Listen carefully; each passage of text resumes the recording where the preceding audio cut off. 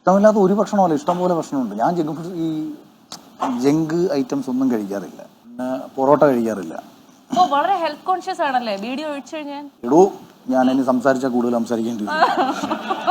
നീ ഇരുന്ന് തകരും. അതെനിക്കറിയാം.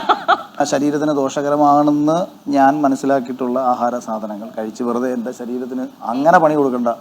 ഈ സീറ്റിൽ എന്ന് പറഞ്ഞു കഴിഞ്ഞാൽ കേട്ടോ, ഞാൻ അങ്ങനെ വലിയ വരിക്കാരൊന്നുമല്ല. ബിഗ് ബോസിനകത്ത് നിന്നിട്ട് ചുമ്മാ അല്ല അങ്ങനെ ഷീച്ചോട്ടൻ്റെ കൂടെ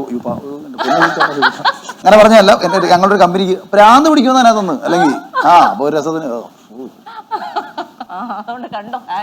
ഇഷ്ടമില്ലാത്ത ഈ പറയുന്ന പോലെ ജങ്ക് ഫുഡ്സും പിന്നെ നമ്മുടെ ഈ ബിരിയാണി പിന്നെ ചപ്പാത്തി അങ്ങനെയുള്ള കാര്യമൊന്നും ഇഷ്ടമല്ല. പൊതുവെ നാടൻ ഫുഡ്, നമ്മുടെ ചോറും കറികളും അങ്ങനെയൊക്കെയുള്ള ഫുഡാണ് ഇഷ്ടം. അഖിലിന് ദേഷ്യം എന്നാൽ എങ്ങനെയാണ് റിയാക്ട് ചെയ്യുന്നത്? ഇതിൽ കൂടുതൽ കണ്ടിട്ടില്ല. അതിൽ കാണുന്ന കാണിക്കുന്ന ആറാട്ടം നിങ്ങൾ കണ്ടതല്ലേ? നമ്മൾ ബിഗ് ബോസിൽ കണ്ടതുപോലെ തന്നെ ആ സിറ്റുവേഷൻ വരുമ്പം അന്നേരം റിയാക്ട് ചെയ്തു, അന്നേരം കളയുന്ന ആൾക്കൊക്കെ കടിച്ചു പിടിച്ച് അങ്ങനെയുള്ളൊരു ദേഷ്യം തന്നെയാണ്. അങ്ങനെ വഴക്കാളിയായിട്ടൊന്നും അല്ല, എന്നാലും ഒരു പോയിന്റിൽ എന്തെങ്കിലും ഒപ്പീനിയേറ്റഡ് ആയിട്ടോ ഒക്കെ ആയിരിക്കാം ദേഷ്യം കാണിക്കുന്നത്. അങ്ങനെയാണെങ്കിൽ ആ ദേഷ്യം ഒന്ന് ഒരു സംവിധായകൻ പലപ്പോഴും അഭിനയിച്ച് കാണിച്ചു കൊടുക്കാറില്ലേ നടന്മാർക്കൊക്കെ? അങ്ങനെ ആ ദേഷ്യം ഒന്ന് അഭിനയിച്ച് കാണിച്ചു കഴിഞ്ഞാൽ എങ്ങനെ ഉണ്ടാവും? ദേഷ്യം എങ്ങനെയാണോ അഭിനയിച്ചു? അല്ല, നാക്കൊക്കെ കടിച്ചു പിടിക്കുന്ന ആ ഒരു പ്ലീസ് അത് ഓട്ടോമാറ്റിക്കലി അതൊന്നും കാണിക്കുന്നത്. ഇനി അടുത്തത് നിങ്ങൾ എന്തൊക്കെയോ കാണിച്ചോ? അത് ദേഷ്യം വരുമ്പോ ചോരത്തിற்கு ഓരോ. അടുത്തത് നിങ്ങൾ ആദ്യം കണ്ടുമുട്ടിയ ദിവസം ഏതാണ്? അന്നൊരു വെള്ളിയാഴ്ചയായിരുന്നു. എടോ, അതെനിക്ക് ഓർമ്മയില്ല.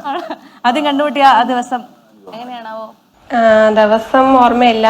വർഷം ഒരു 2013 അത് ഗണപതി അമ്പലത്തിൽ വെച്ചിട്ടായിരുന്നു ആദ്യമായിട്ട് കണ്ടത്. നമ്മളിങ്ങനെ തൊഴുത് തിരിയുമ്പം കണ്ടതാ. ഞാനും അണ്ണനും ഗണപതി ഇങ്ങനെ തൊഴുത് നമ്മൾ രണ്ടുപേരും അങ്ങോട്ട് തിരിഞ്ഞ് ഫേസ് ടു ഫേസ് നോക്കി ഒന്ന് സ്പാർക്ക് കത്തി അവിടെ. അതായിരുന്നു. അങ്ങനെ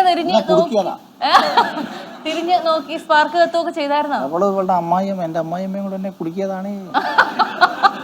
ദൈവമേ, ഇത് കഴിഞ്ഞങ്ങ് ചെല്ലണ്ടത് കേട്ടോ. ഞാൻ രക്ഷപ്പെടുന്നു. ഇവർക്ക് അറിയാമായിരുന്നു ഇവര് ദൃഗാലജ്ഞാനിയാന്നുള്ള എനിക്കറിയാവരുത്.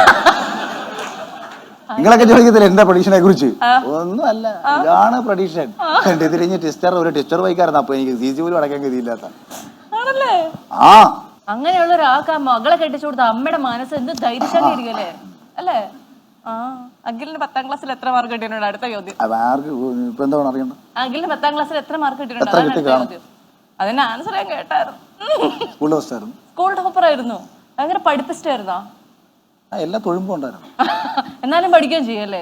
ആ ആൻസർ ഒന്നുകൂടെ പോരട്ടെ. സ്കൂൾ ടോപ്പർ ആയിരുന്നു. 4A+.